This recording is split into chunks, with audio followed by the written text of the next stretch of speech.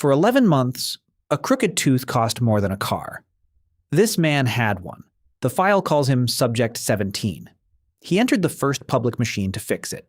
10 seconds later, it had repaired his skin and jaw, grown new hair, straightened his teeth, and erased his scar.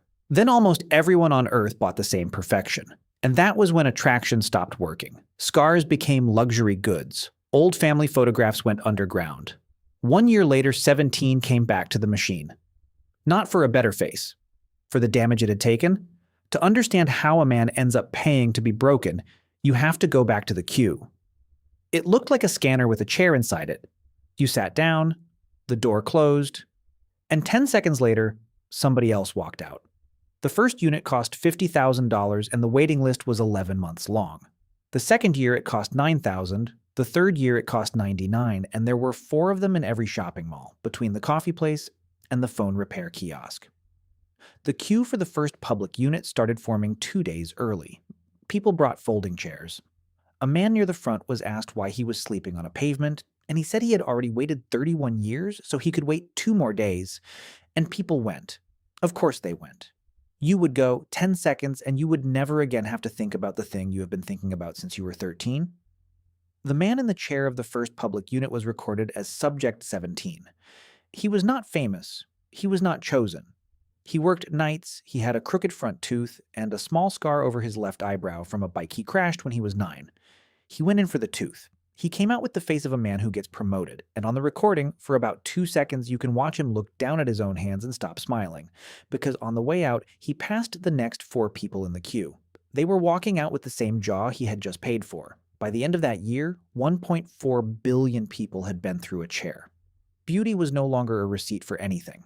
It was a default setting, and for about 8 months it was paradise. It is important to be honest about how good it was. An entire category of human suffering simply stopped. The kid who spent 4 years not speaking in class because of his teeth. The woman who had not stood in a photograph since she was 26. The man who had rehearsed how to hold his own head in a mirror for 2 decades. All of it, gone in an afternoon for $99. Nobody was ugly. Not in a poor country, not in a rich one, not in a prison, not in a hospital. And every industry built on the old pain came down like a building. Salons, gone. Cosmetics, a 100-year-old business, gone in 14 months. There is a photograph from that period of a barber sitting in his own client chair, in an empty shop, holding the scissors his father gave him, on the last day the shop was open. Remember him. Then came the subscription. Why keep one face for a whole year? For a monthly fee, you could change your look every 30 days. Summer face, interview face, wedding face. 22 million people signed up in the first 3 months. And every one of them agreed, in a document they did not read, that if the payment ever failed, the machine would put them back exactly the way they were before. In the March of the second year, a payment system went down for 9 hours. 40,000 people changed back in the middle of the street. There is footage of a woman sitting down on the pavement outside a supermarket, holding her own face with both hands, while strangers walked around her. That was the first time anybody was frightened of it. And to understand why a face can do that to a person, you have to go back 100,000 years. To mud. In a cave in southern Africa, somebody ground red rock into powder and painted it onto their own skin. Nobody needed red skin to survive. They wanted to be looked at. And it escalated from there for 100,000 years. In China, girls had the bones of their feet broken and folded under for years because a small foot meant a rich husband. In Europe, women painted their faces with white lead. It made the skin pale, smooth, and expensive looking. It also poisoned them. Some kept using it while their hair fell out because looking rich was worth more than keeping the hair. In every single one of those cases, the pain was the point. If anyone could do it, it was worthless. If it cost blood or years or money, it proved something. Beauty was never decoration. It was a receipt. And for 100,000 years, that receipt was almost impossible to fake. Then it cost $99. Which brings us to the stupidest sentence in this entire story. Beauty became the phone. The object did not get worse. It got common, and common is the same thing as invisible. A beautiful face used to be information. It said, this person has good genes or money or discipline. It was a signal, and it worked only because most people could not fake it. Once anybody could fake it in 10 seconds for $99, the signal carried nothing. A perfect jaw now told you one single fact. This person has been to a mall, and attraction, the real thing, the head turning in the street, is not built on beautiful, it is built on rare. So the head stopped turning. Walk down any street in that year, and you are looking at 30 flawless people not looking at each other because there was nothing out there that was not already at home in the mirror. Subject 17 said it better than anyone in an interview nobody watched at the time. I got everything I wanted, and the price was that nobody wanted it anymore. Pause this for 1 second and look at the last 5 photographs taken of you. Count how many you deleted. Every person in that street had stopped deleting, and it had cost them the only thing they were actually buying. And then the market did what markets always do. It went hunting for whatever was still scarce. There was exactly one thing left: damage. A gray hair, a crooked tooth, a scar, freckles, a nose that was obviously your father's nose. Anything the machine would have deleted that you had refused to let it delete.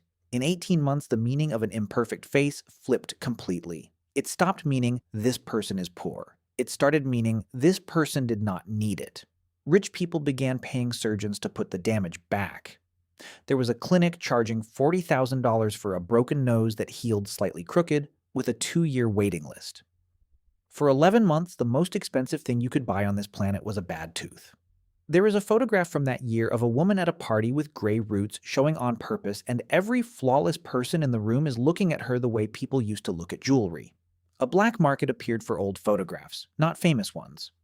Ordinary family pictures from before the machine, of ordinary faces sold by the box because they were the only surviving reference for what a normal person used to look like. And that is the same trick as the white lead and the broken feet. The rule never changed. Only the costume changed. Whatever most people cannot have is the thing everybody wants. Make perfection free, and perfection becomes the new ugly. Not because it stopped being beautiful, because it stopped being expensive. Nobody was ever chasing beauty. They were chasing the distance between themselves and everybody else. And it is worth saying out loud that this is an argument, not a closed fact. So the war restarted on new ground, and it got vicious fast. If different is the only thing worth anything, then everybody has to be different at the same time, which is mathematically impossible. They tried anyway. Faces went strange on purpose, asymmetric on purpose. There were people walking around with a face no human had ever had before, and they got about 11 hours out of it, because by the next morning it had been scanned, uploaded, and installed on 9,000 strangers. Style piracy became a real crime with real lawyers. Tattoo artists started selling one-time patterns with a contract. This design will never be printed again. Some of them burned the file in front of the client, and that was a service you paid extra for. Subscription faces rotated every 24 hours. Then every 6, until people were changing faster than their own friends could recognize them. There were couples who had to agree on a signal, a word, a ring, because they had stopped being certain which one was the other one. There was a service that would tell you, for a small fee, how many other people were wearing your face at that moment. In the last summer of the subscription, the average answer was 410. Everyone was unique. Nobody was recognizable. And 100,000 years after somebody first put red mud on their skin to be looked at, being looked at was the one thing money could no longer buy. The barber never reopened the shop, but before the second machine arrived, one man had already beaten the first. And he did it with 4 seconds and no money at all. Subject 17 went back to the chair. Not for a new face. He asked them to undo one thing: the small scar over his left eyebrow from the bike when he was 9.